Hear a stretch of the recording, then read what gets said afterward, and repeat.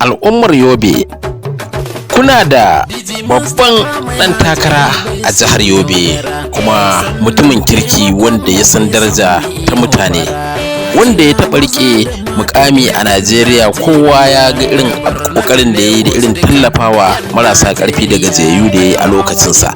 Darakta janar ne ya rike na nema, bai ma daɗe ba Allah da ikonsa, amma ya wadata Najeriya da abincin da aka dinga yi masa albarka a duk sassa na Najeriya, kudu da arewa, har ƙabilu wanda ba musulmai ba ya kai musu abinci, ya taimake su kuma sun ji daɗi a wannan lokacin.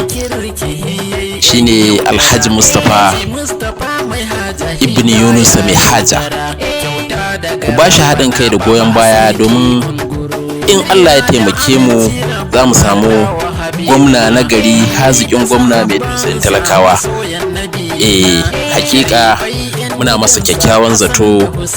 In Allah ya sa ya samu nasara ya hau mukamin gwamna a jihar Yobe, zai dora daga inda magabatansa suka gina Yobe, insha Allahu.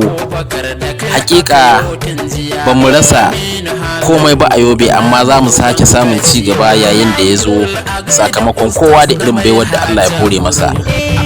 Yawwa.